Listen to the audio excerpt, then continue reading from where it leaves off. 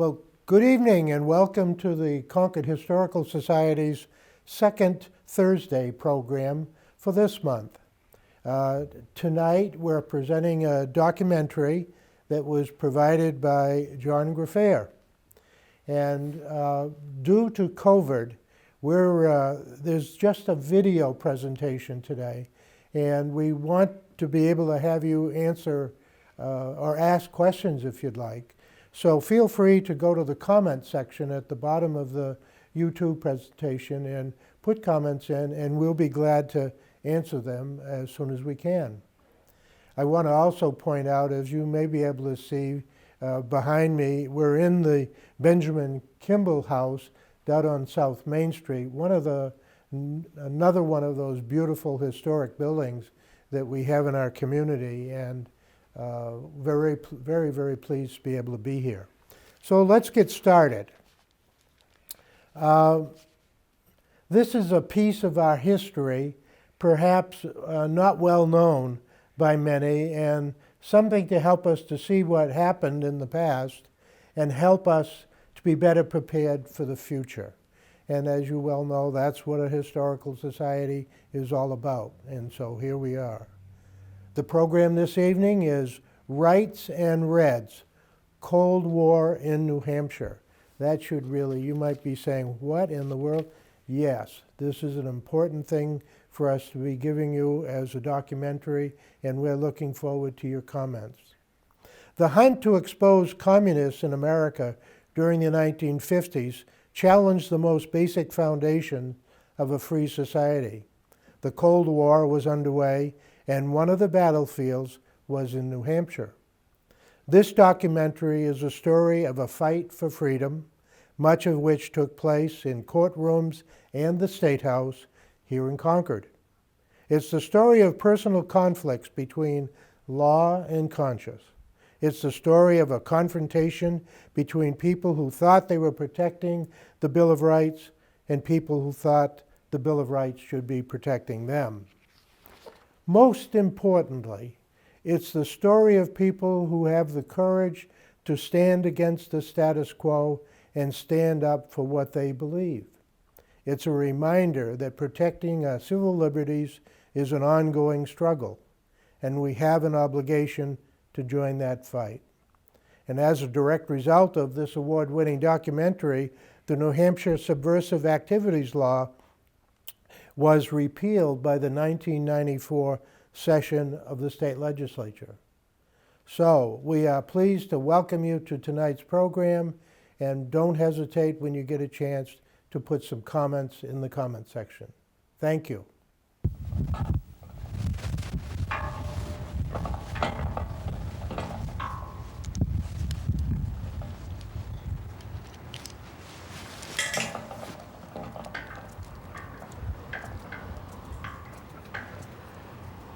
Free speech is a delicate flower.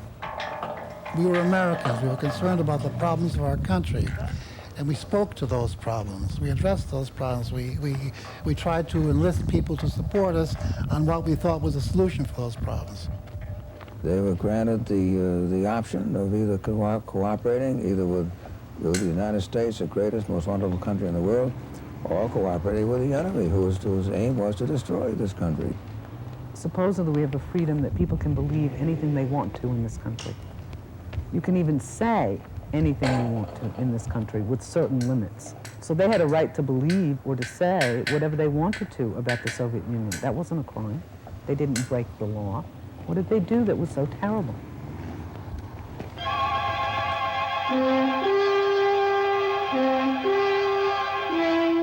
America prepares to face attack on its cities and industrial centers under a combined civilian defense program. Any community is vulnerable to possible bombing, including the final threat of the devastating atom.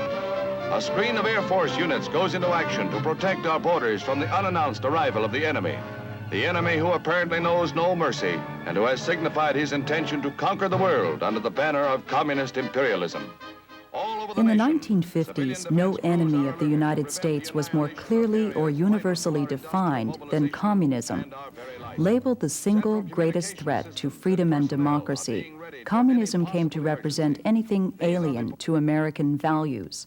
But in the rush to purge communists from American society, a conflict ensued with the most fundamental principles of a democracy. For communists in America, exercising the right to freedom of speech became a dangerous act.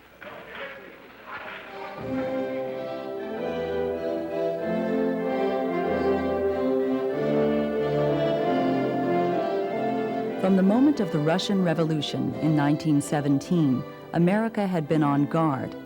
In January 1920, U.S. Attorney General Mitchell Palmer rounded up thousands of suspected communists and radicals in carefully staged raids across the country. Nearly 300 were taken in New Hampshire. 140 were arrested in Nashua alone, the largest single arrest in the country. Others were arrested in Manchester, Claremont, Berlin, Lincoln, Portsmouth, and Derry. They were chained and taken by special train to Deer Island, Massachusetts, where many were held for several months.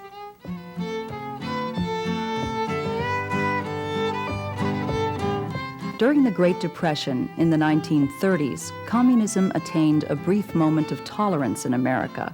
Its membership ranks grew as people in desperate economic conditions grasped at any movement promising to better their situation. The party gained a measure of respectability, even fielding candidates for public office. In 1934 and 1938, Elba Chase was the Communist Party candidate for governor of New Hampshire, the first woman ever to have her name on the ballot for that office. In her best run, she received just 244 votes. Fleeing before the victorious Russians, Nazis take cattle and everything movable before applying the torch and dynamite to all installations. During World War II, communists and Americans united together in the fight against Nazi Germany. But within a year after the war's end, communists and the Soviet Union were portrayed once again as enemies of America and freedom. Their goal is the overthrow of our government. There is no doubt as to where a real communist loyalty rests. Their allegiance is to Russia, not the United States. Communism in reality is not a political party. It is a way of life, an evil and malignant way of life. It reveals a condition akin to disease that spreads like an epidemic.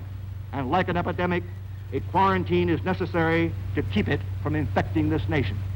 Suddenly, there were suspected communists everywhere. James O'Neill, police chief of Manchester and commander of the New Hampshire chapter of the American Legion, suggested that there were as many as 10,000 communists in New Hampshire alone. In Washington, D.C., the House Un-American Activities Committee of Congress set a tone bordering on inquisition. At widely publicized hearings, high in drama, the committee attempted to expose communist spies and infiltrators from Hollywood to Washington. Who's the Liar might well be the title of the drama which unfolds before a packed caucus room where the House Un-American Affairs Committee members swear in Alger Hiss, former State Department executive. Mr. Hiss is accused of being a former communist and before news cameras faces his accuser. Mr. Crosley Chambers, in my presence, before the subcommittee, I first knew him as Crosley. What his name is today, I am not prepared to testify to, or what other names he may have had. When I joined the YCL, I was told, now, your membership is going to be secret. Wait a minute, what's all this all about? First organization I joined like that. But your membership's going to be secret, and furthermore, if anyone ever accuses you of being in the Young Communist League, you're to deny it. You're to swear on a stack of Bibles that high that you never have been a member of the Young Communist League. The anti-communist drive in New Hampshire had two powerful and outspoken advocates. First was the American Legion and its state commander, James O'Neill. Second was the Manchester Union leader. The paper had been recently purchased by William Loeb, who was seeking to expand its political influence and put his personal stamp on its editorial positions. The strong advocacy of Loeb, his paper, O'Neill and the Legion, reinforced by what was happening nationally, prompted the state legislature in 1949 to create a commission that would look into communist activity in the state.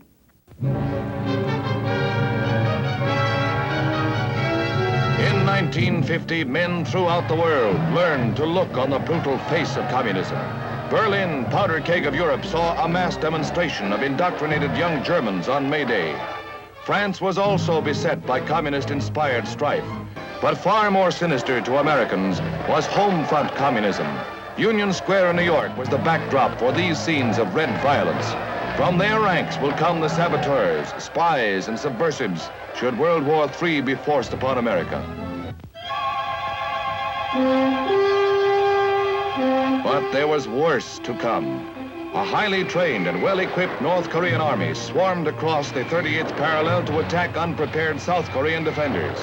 Caught off guard, they were all but overwhelmed until the United Nations took its historic vote to intervene.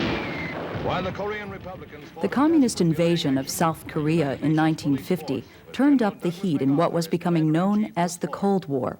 When added to the communist victory of Mao Zedong in China, and even more importantly, the development of the atomic bomb by the Soviet Union, an ominous message was being sent to the American people. Congress responded by passing the Internal Security Act of 1950. It created a framework for the possible roundup and detention in concentration camps of communists and other subversives. The anti-communist movement also gained a new leader, Senator Joseph McCarthy of Wisconsin, whose name would become synonymous with the era. And you have the distinction of having coined a new word for the dictionary, namely McCarthyism. Now, how do you define McCarthyism, sir? Mr. Huey, I didn't coin the phrase. But putting it the way one columnist did the other day, he said, apparently McCarthyism means calling a man a communist who is later proven to be one. Do you think that you have been guilty of any un-Americanism yourself in your efforts to combat what you define as un-Americanism? If fighting communists and getting a bit rough with them, Mr. Huey, is un-American, then I must plead guilty to being un-American. Do you think that you used any... By publicly trumpeting allegations against people, often based on innuendo and rumor, McCarthy's investigatory methods had a chilling effect on free speech across the country. No one wanted to risk being tainted as communist. In contrast to McCarthy, the State Legislative Commission created in 1949 to investigate communist activities in New Hampshire did its work quietly and out of the public eye. In 1950, it issued a report concluding there was no communist problem in New Hampshire. Not everyone agreed. Prodded by William Loeb of the Manchester Union Leader, the legislature passed in 1951 a Subversive Activities Act for New Hampshire. It outlawed the Communist Party, as well as other unnamed, potentially subversive organizations. The act also outlawed individual advocacy of subversive ideas and required a written loyalty oath from all state employees and candidates for public office. I think that it served a lot of purposes. One purpose it served was to enable the right wing to gain more control of more power in this country. They had kind of lost it during the Depression and under Roosevelt, and they didn't like that. They didn't like all that was done for the people in that time. So that they were hoping to get more power back, and they in fact did so by using the communist scare, by the war in Korea so that they could build up a huge military system, by beginning maybe to go to war elsewhere against the communists, by having an enemy. It could strengthen patriotism for the United States, but it gave them a very good weapon against the Democrats so that the Republicans could maintain and increase their own power. In addition to the highly publicized investigations in Washington, by 1953, 12 states had initiated their own special investigations into communist activities. And in the spring of 1953, the New Hampshire legislature again took up the issue. In June, they appropriated $10,000 for New Hampshire Attorney General Lewis Wyman to conduct an investigation into violations of the 1951 Subversive Activities Law. The legislature wanted to know, were there any communists in New Hampshire? If so, what were they up to? And what had they done? And that's what we tried to find out. if you assume these people are members of the Communist Party, then they stand foursquare for overthrowing our country by force and violence. That's what they believed in. That was one of their precepts. They had to accept that to be a card-carrying member of the party. I can show you the things they had to swear to. There was an oath they had to take. So as a leader and organizer of the proletariat, the Communist Party of the United States leads in the fight for the revolutionary overthrow of capitalism, which means the use of force and violence, for the establishment of dictatorship of the proletariat, that's what they call the communist system, for the establishment of a socialist Soviet republic in the United States. Very, very clear that that was their hope and their aim and their goal in the long run. The same social concerns I had then, I still have now. I'm concerned about the homeless. I'm concerned about health care. I'm concerned about peace. I'm concerned about the underprivileged. I'm concerned about what's happening with our country. I was concerned then, I'm still concerned today. It isn't enough merely to say, I love America, and to salute the flag, and take off your hat as it goes by, and to help sing the Star-Spangled Banner. On Sunday, June 14, 1953, President Dwight Eisenhower was the commencement speaker at Dartmouth College. He used the occasion to lash out for the first time at McCarthyism. He challenged the graduates to expand their minds and not cave in to the book burners. Among those on stage with Eisenhower was New Hampshire Governor Hugo De Gregory, who had served with the Army Counterintelligence Corps investigating subversive activities in the military during World War II and the Korean War. 3 days after Eisenhower's speech, Governor Gregg signed into law the bill requiring the Attorney General's office to investigate subversive activities in New Hampshire. We need to do all we could to expose communism for what it was, and for the public to realize the dangers potentially there to destroy our own country. Either on our side or their side, you know, period. There's no great problem. Either you're for a system of slavery and totalitarian and dictatorship and death, or they're on the side of a country that advocates freedom, that preserves freedom, that promotes freedom, that grants people freedom, gives you all the rights in the world. To me, it's a very clear decision. To oversee the probe, Wyman hired Stuart Connor, an ex-FBI agent experienced in the investigation of subversive organizations. Rules of procedure were also issued as Wyman attempted to assure the public that this would not be a McCarthy-type investigation. Some of the exchanges, which we all witnessed on television at the time, troubled me greatly because I considered them to be overreaching by Senator McCarthy. But I was in no way involved with him. I just wanted to be very careful to see that the investigation which we conducted in New Hampshire did not push people around and unfairly transgress on their rights. Despite Wyman's concerns, the constant drumbeat of the Union leader and William Loeb was creating its own momentum. On November 18, 1953, Senator McCarthy even came to New Hampshire to speak at a Knights of Columbus meeting in Dover. That same week in Meredith, concern about a possible communist teacher brought over 100 parents to a special meeting. Piazzi Querum taught history at Meredith High School. Because his lessons included Russian history, rumors spread that he was a communist. They proved to be only rumors. The parents ended up apologizing and gave him a standing ovation of support. The rumors, however, persisted. A week later, he resigned. In a letter to the school board, Querum said the only way he would be able to find peace of mind and the right to live as a free citizen was to leave Meredith High School and perhaps the profession of teaching forever. The state, as I said, was highly conservative, highly oriented toward personal types of patriotism, and people responded positively to this probe for the most part. And certainly that worked to the advantage of the politicians when they went out there and could say, I fought for this probe, I was alongside Louis Wyman. Clergy, educators, politicians all joined the anti-communist drive. Tom McIntyre, Democratic candidate for Congress, praised Senator McCarthy and his investigation. The New Hampshire Bar Association submitted names of prospective lawyers for Wyman to check for possible communist affiliation.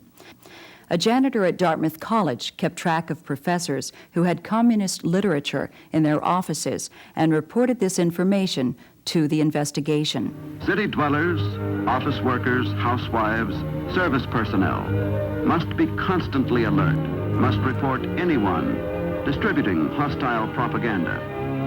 Fishermen, coastal workers, people on vacation should be on the lookout for any evidence of surreptitious landings.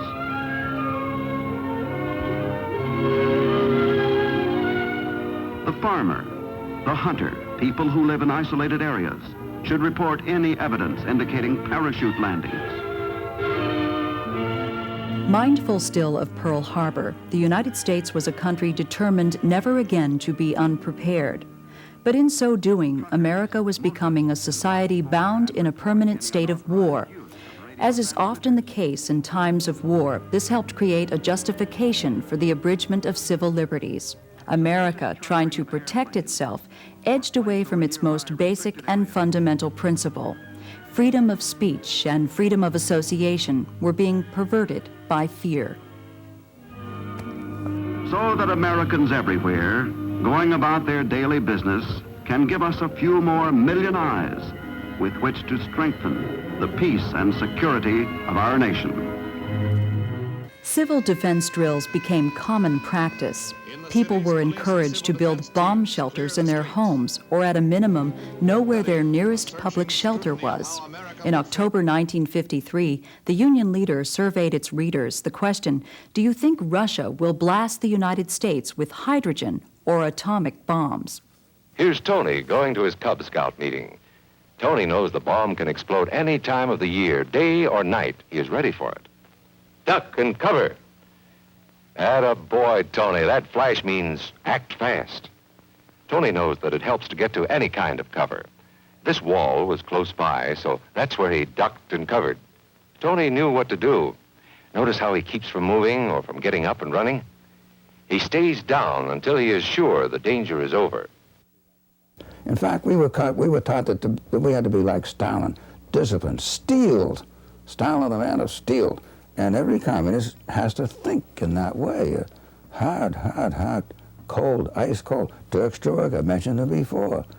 Believe me, Dirk Stroek has ice water for blood. And as you sit there in the cell meetings, meeting with these people, I can tell you, the hair begins to crawl up in your neck.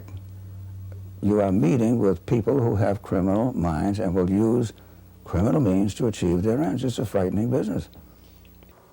I didn't know whether individuals were a threat or not. But if they acted like a duck and sounded like a duck and quacked like a duck and walked on water or paddled on water, one would have to conclude that perhaps they had an affinity with ducks. And Elba Chase Nelson was an acknowledged member of the Communist Party, and as such, a target of an investigation into subversive activities at that time. Elba Chase Nelson of Washington, New Hampshire, had been the leader of the Communist Party in the state until it was outlawed in 1951. She had joined the party in the 1920s with her first husband, Fred Chase, whose grave in a Washington cemetery is marked by a hammer and sickle. She and several family members were the first to be subpoenaed by the Attorney General. And she needed to get a lawyer.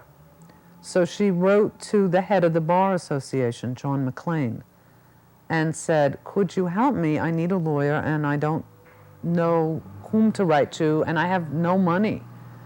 Do you know who might be able to help me? And John McClain sent back a very nice letter and said that, in fact, that if she wished, his firm would represent her and would do so free of charge. At 10 a.m., December 7, 1953, Nelson, with her attorney, New Hampshire Bar Association President John McClain, appeared in Wyman's office. Saying the investigation was a violation of her rights under the United States Constitution, she refused to answer any questions. the stage shifted to Merrimack County Superior Court, where on the witness stand she again refused to answer Wyman's questions.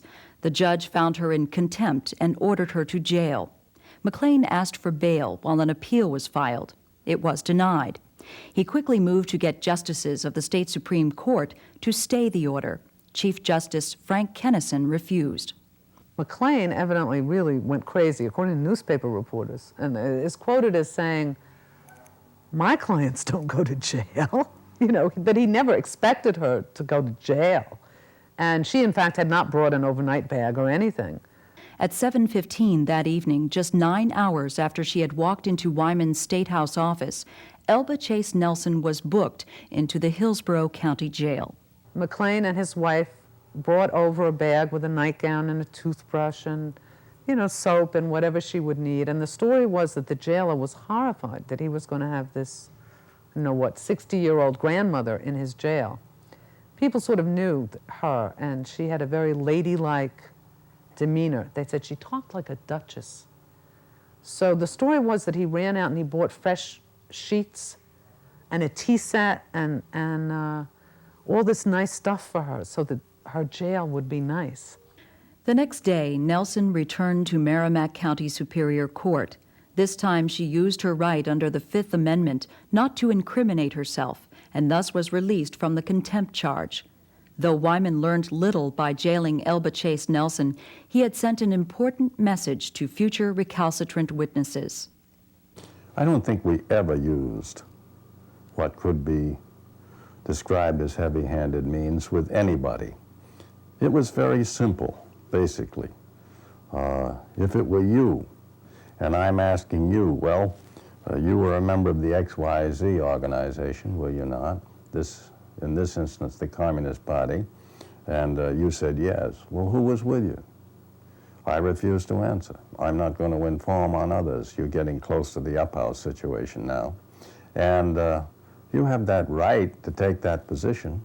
I have the duty, or at that time had the duty for the legislature of compelling you to respond. In 1954, a steady stream of witnesses were called by the Attorney General. However, unlike investigations in the nation's capital, Wyman questioned his witnesses during executive sessions held in his office. There were no public hearings. But witnesses who were less than cooperative often found the transcript of these proceedings released to the public. They were scared. Mostly it was fear, it was anxiety. What I noticed most was fear going in and tears coming out. On the family, the general impact of all of this was that people couldn't earn a living. And that had a terrible impact on families. My father not being able to get a job. My step-grandfather was, the FBI purposefully saw that he lost his job carrying mail, so that my grandmother's main source of income, her husband's salary, was lost. While I knew I was doing a job and while I was trying my best to be objective about it, there was a certain guilt I felt at not speaking up, at not speaking out, at not raising my voice and saying this was wrong. I don't think anyone, with the possible exception of perhaps the union leader, was taking a great deal of pleasure in what was happening to these people. But I say this, that from someone sincerely believing in freedom, sincerely being against fascism, against Nazism, against totalitarianism, against dictatorship, should have no reason not to say, hey, I'm willing to help in defending that freedom and preserving that freedom, the most wonderful thing in the world we have today. I can't understand why anybody would be reluctant not to do so, unless they had something to hide. As the investigation progressed, it expanded beyond suspected communists and took a particularly close look at the state's institutions for higher learning. In so doing, it cast its gaze on Paul Sweezy. A native of Wilton, Sweezy was active in the Progressive Party, editor of the Monthly Review, and considered the foremost Marxist economist in the country. Gwyn Daggett, a professor at the University of New Hampshire, invited Paul Sweezy to give a lecture on Marxism at UNH. Wyman subpoenaed both Sweezy and Daggett, demanding to know the content of the lecture. They both refused to answer, citing the First Amendment and academic freedom. Of course, there were 150 kids sitting there listening who were willing to tell the Attorney General anything he really wanted to know about socialism or what Sweezy had said. But he didn't want that. He wanted to chase Daggett and Sweezy. Oh, we tried. We asked students what he said. We had information from others as to what he had said. The best way to find out what he had said, I thought, and still think, is to ask him. This is none of his business. The government has no business inquiring into those things. That was a matter of principle. This was political association and freedom of, and academic thought. And the government, this is an absolutely crucial principle of civil liberties, that the government, freedom of speech and freedom of association. So it wasn't any choice in the matter if you were going to take a stand on First Amendment grounds. First, we went to the Supreme Court to get a temporary stay, to try to get the Supreme Court to order Judge Griffith not to pursue the matter. And while we were in the Supreme Court chambers, a messenger came over from the governor's office telling Mr. Daggett that if he didn't answer the questions, he was going to get fired. The governor's job is to support whatever the concepts and the precepts and the laws are is defined by the legislature. And Louis was doing a job that he was instructed to do, so of course I helped him whenever I could. And these people that took a contrary view, they have a right to their opinion, but they shouldn't stand in the way of what was trying to be accomplished. Oh, Daggett was raring to go. He wanted to tell the governor to drop dead and refuse to answer the questions. But he had a wife and 3 children, and I said to him, don't be crazy. You don't want to lose your job. You probably would lose your job if you didn't answer the questions. Without Daggett, Sweezy pursued his case through the courts. On June 17, 1957, a divided United States Supreme Court ruled in favor of Paul Sweezy. Now you see, what the 4 members were trying to do was were trying to afford protection to more than Professor Sweezy, more than people who were sitting in the academic community who might be able to rely upon academic freedom. They were looking at the structure of that investigation and trying to provide some constitutional guidelines that would have afforded much broader protection. But they were unable to persuade the 5th vote. So they got their 5th and 6th vote, not because there was agreement on the power of the legislature or the power of the Attorney General, but because the other 2 votes focused very tightly on the facts of Professor Sweezy's case and on his particular activities as a lecturer and as a member of the Progressive Party. So the net result was that the case ended up protecting Professor Sweezy and maybe some other professors, but it didn't end up protecting a number of other people who could not lay claim to academic freedom as the basis for barring the state from making inquiry. The Bill of Rights, either it means what it says, in which case people have to fight for it and struggle to keep it going, or it'll erode, and first thing you know, we won't have any Bill of Rights anymore. On January 5, 1955, Attorney General Wyman issued his report to the legislature. After 15 months of investigation costing the state $31,500, employing 2 full-time investigators, and questioning under oath 131 witnesses, the Attorney General had found no violations of the state's subversive activities law.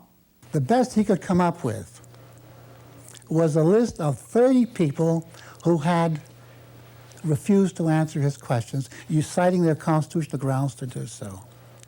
And from that point on, the only purpose of that investigation was to harass the people who defied him. Paul Sweezy, Willard Uphouse, Hugo De Gregory. He made three cases of people he tried to put in jail, not because they were communists. Willard Uphouse, no one ever claimed he was a communist. No one ever claimed that Sweezy was a Communist Party member, but only because they defied Louis Wyman in his witch hunt in New Hampshire. When you explain, I'm not the Attorney General for this purpose, I'm a legislative committee. You are simply saying the same thing to the legislature. Yes, I am. You have no right to even ask me such questions. I am not going to answer, and so on. Well, when that happens, you have to go to court. But with individuals like that, who deeply feel, whether justifiable or not, that way, you're always going to have confrontation. With the support of newly elected Governor Lane Dwinell, the 1955 legislature appropriated $42,000 to continue the investigation. From that point on, most of the activity of the investigation would be in courtrooms, trying to force uncooperative witnesses to cooperate. But an extensive covert surveillance operation was also continued. They had an informant in my place where I worked who was supposed to inform me. They had one of my neighbors lined up. They had people across the pond from where I live with cameras with telephoto lenses trying to take pictures of important communists coming to my place. And they see a woman come with a child, and they follow the woman and child, and they end up in an ice cream parlor. It ended up in the dead letter office. And the postage is due. If you got 25 cents, you can have it. So he probably, 25 cents was a lot of money then, but he said it was the best 25 cents he ever paid. He gave him the 25 cents and opens up this thing, and it's a transcript of his phone calls. And I don't know what it said exactly, but it was his regular old phone calls, like he'd call his mother and say, okay, I'll be down, you know, I know you need help with that cow. I'll be there around 2 if I get off, you know, from work early enough. And it was all transcribed. And what Elba said back to him and so forth. And then supposedly, and I was never able to see this, on the bottom of the page there was an attempt made to interpret the code. Like the cow was Khrushchev and the this was that, you know. And they thought it was a secret code, you know, hey, Mom, come down and milk the cow, that meant something. I don't recall that we were invading anybody's rights. We were operating under the statute. We never trespassed on their property. And if you had a source of information and you were seeking certain information as to who was at a meeting or at the house or whether there was a Communist Party meeting, you didn't order that person to go in there. If that person was going to go to the meeting, then they would go there voluntarily.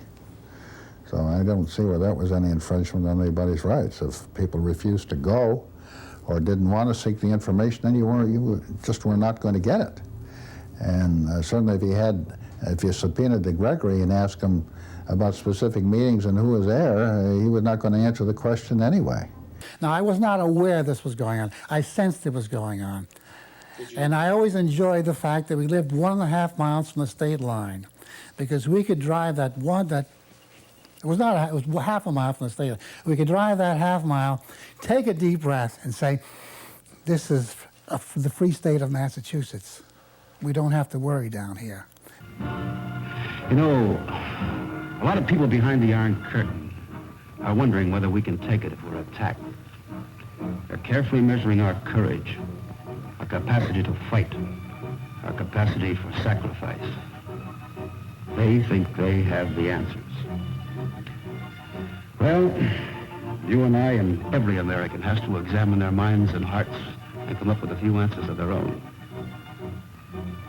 The question is, have Americans got the guts? Have you got the guts?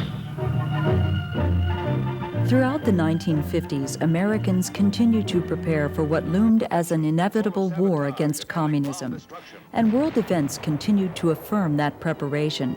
In Hungary, an anti-communist revolt was brutally put down by Soviet troops in 1956.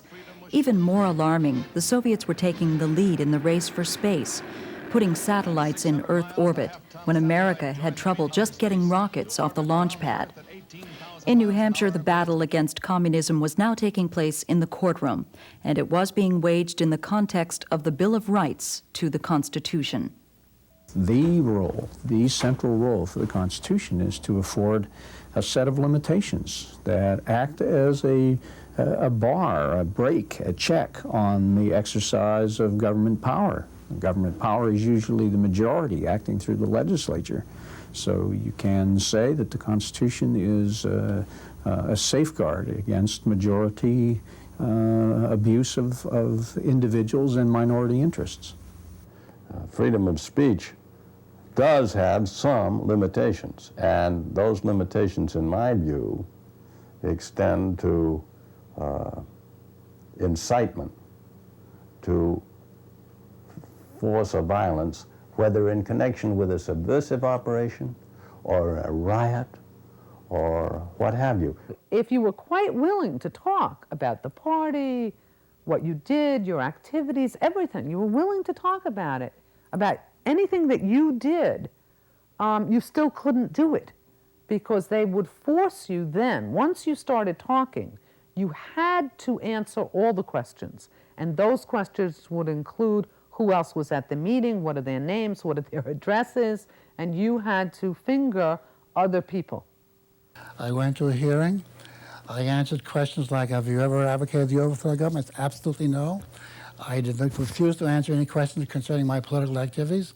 I did not think the state had a right to know. That was my constitutional right to express myself any way I pleased. I refused to say whether I knew some people. I used my constitutional right not to point the finger at people I considered innocent of anything.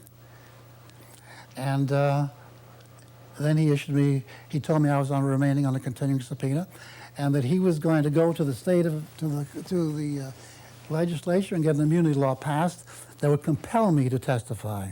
The fifth article of the Bill of Rights protects a person from self-incrimination. For Wyman, it was an obstruction, keeping him from the information he wanted. And so he asked for, and the legislature empowered him with, the ability to grant immunity. What the grant of immunity does is it says, okay, we're going to honor your right. You can't be prosecuted for what you testify to. But we're going to grant you immunity. Now you can't be prosecuted, therefore you now must testify. On December 19, 1956, Hugo De Gregory was on the witness stand in Merrimack County Superior Court. In spite of the grant of immunity, he refused to answer the Attorney General's questions. He was found in contempt, denied bail, and taken to the Merrimack County Jail. They wanted me to finger people, to say that I knew so-and-so or so-and-so.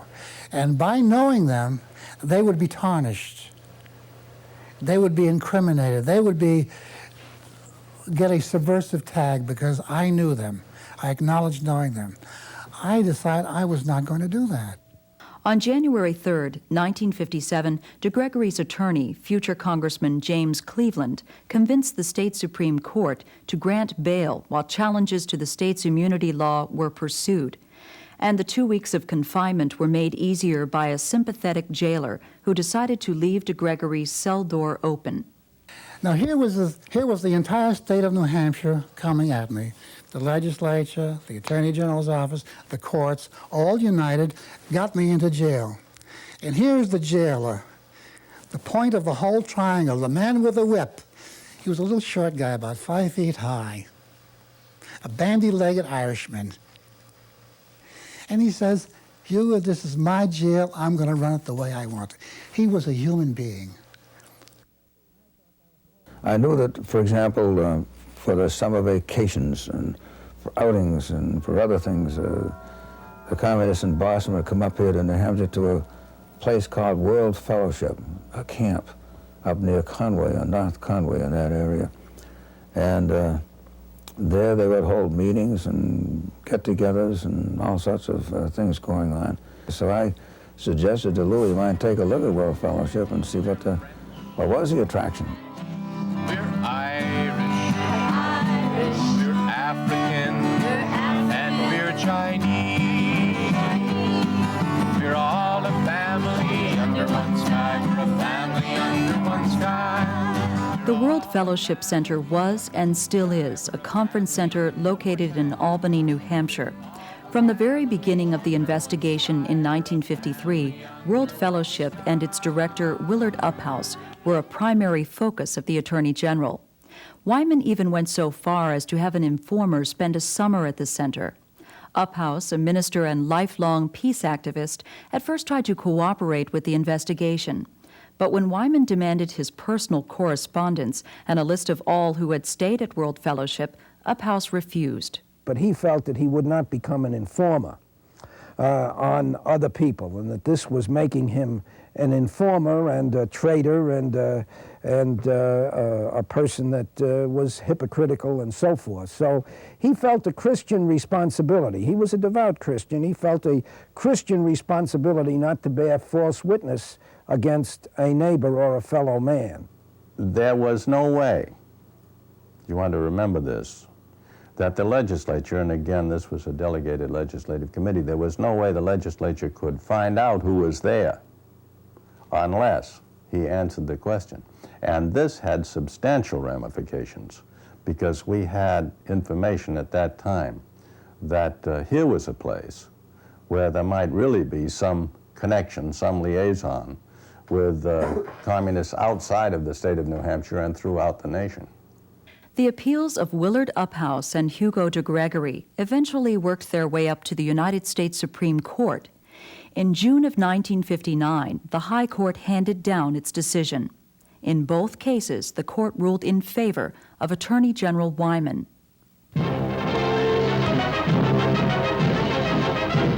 Vice President Nixon escorts Soviet Premier Khrushchev on a preview of the United States Fair at Skolniki Park in Moscow. It's the official opening of the American Exposition, counterpart of the Soviet trade show in New York, and dedicated to showcasing the highest standard of life in our country.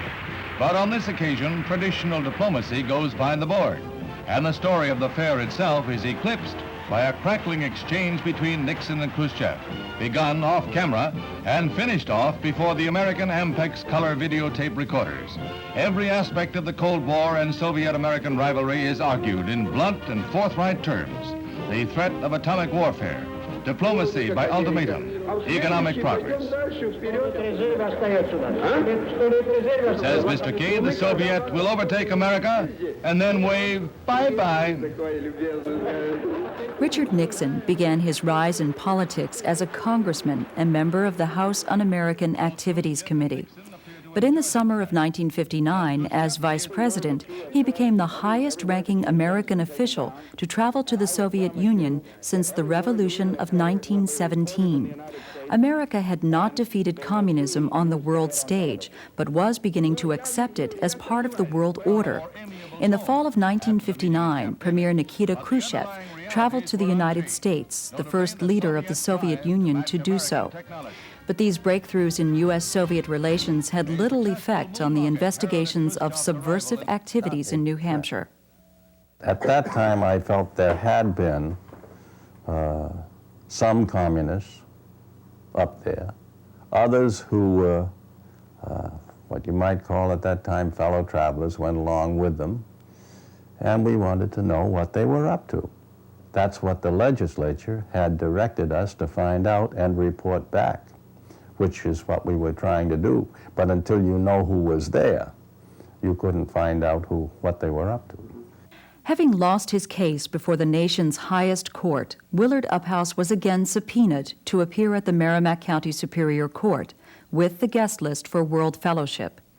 In the days preceding the court date, Governor Wesley Powell's office was flooded with mail, pleading for him to intervene on Uphouse's behalf. It was to no avail. On December 14, 1959, 69-year-old Willard Uphouse appeared in the Merrimack County courtroom. I mean, it didn't take very long. The argument took longer than the questions. All he asked was, will you produce the list? And Uphouse said, no, I won't produce the list, and the judge said, go to jail, in effect. Now, there was an argument. I was arguing and invoking the spirit of Christmas and forgiveness and so forth, but it fell on deaf ears.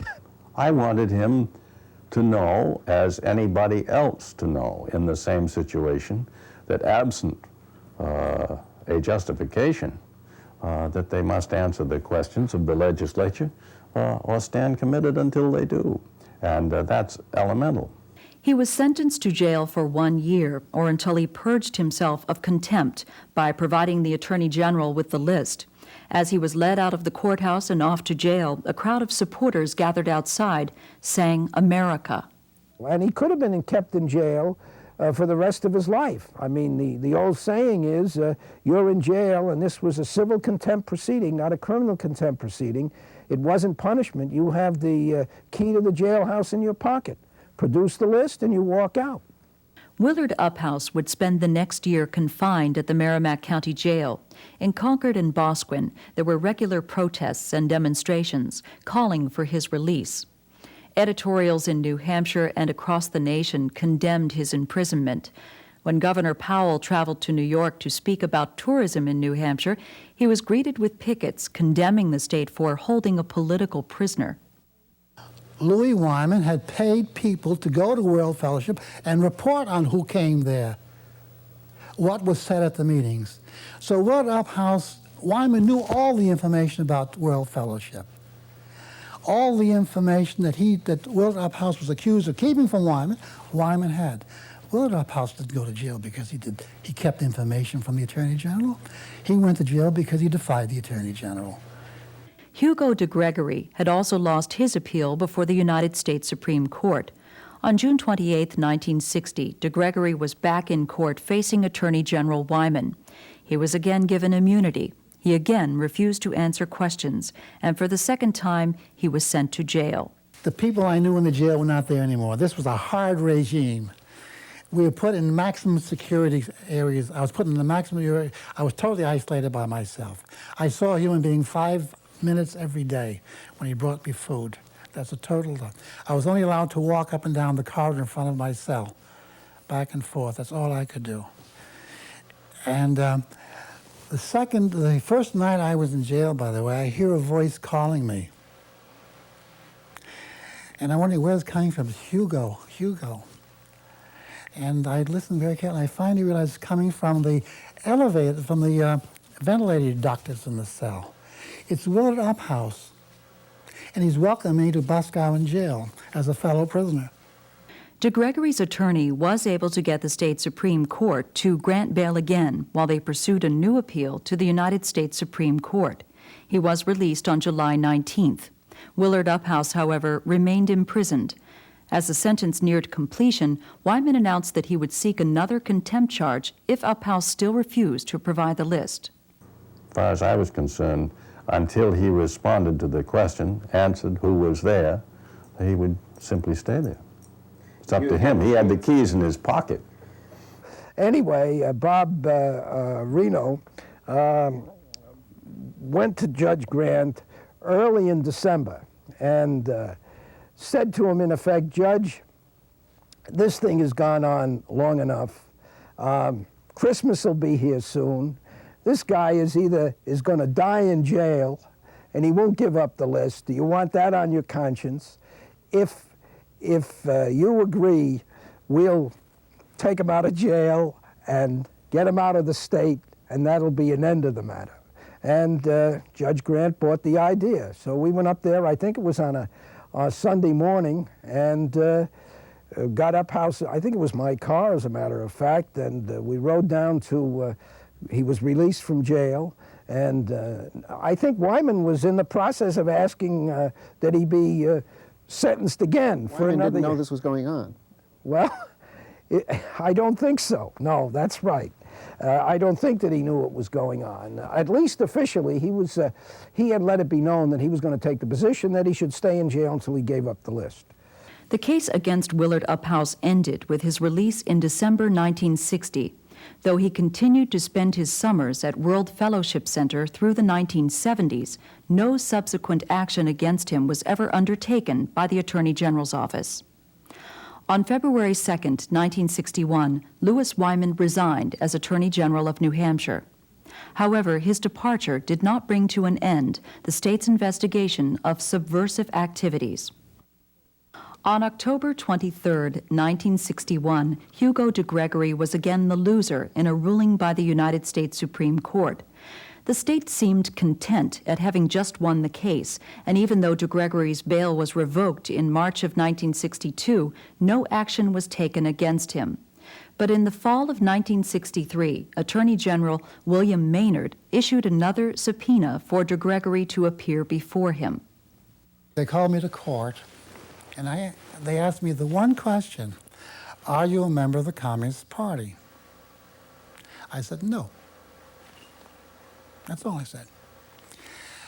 And the judge says, well, you have freed yourself of contempt. Meanwhile, the state got up and said, we want to ask him more questions. My attorney got up and said, you can't do that. He was on contempt on the one charge, one question. He's answered, he should be free. And the judge finally agreed to let me go home.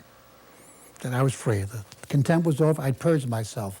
For the first time in 9 years, I was a free man. I was not under subpoena, not under nothing. We went home, we celebrated, we brought out the wine, we toasted our victory. It felt good. It felt good for 2 days, and then the subpoena came again. Yep. Another subpoena. And I will never understand to this day why after 9 years, the state of New Hampshire decided it had to continue another 3 years of harassment.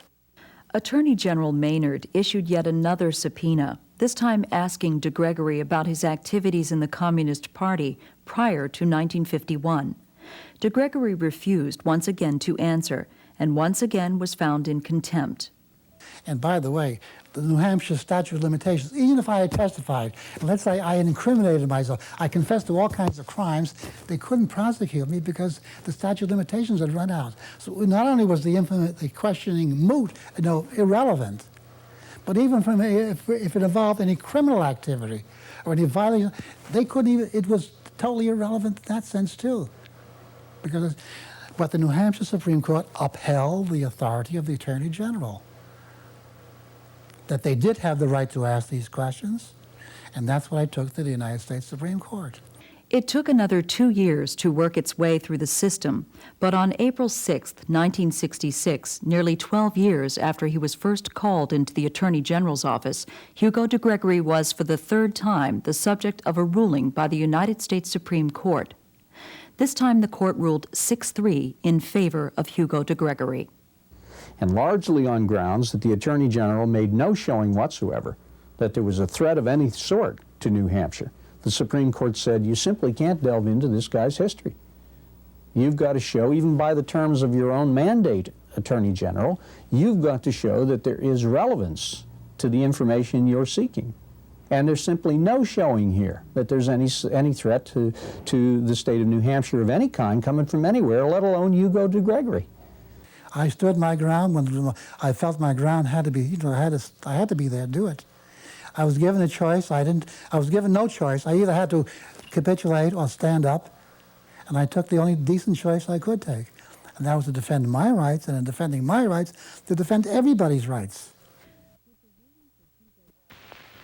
During the past 45 minutes, you have been witnessing only the surface manifestation of an extensive operation by the communists, which in many phases is subtle, takes the form of articles, letter-writing campaigns, and a wide range of other smear activities. Not for the purpose of improving the investigative techniques of congressional committees, and not for the purpose of defending civil liberties as they would have you believe, but for the avowed objective of destroying the Committee on Un-American Activities and our nation's entire security program. You have seen communism in action, the same communism which is, at this instant, attempting to devour the world through subversion, revolution, deceit, sabotage, and vicious propaganda. You have, through these films, seen communism with its mask ripped off, with its sweet facade uncovered, and its hard, bitter, and determined core revealed.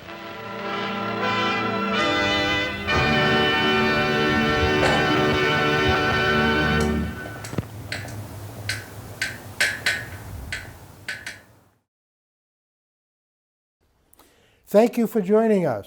We hope you found it interesting and informative.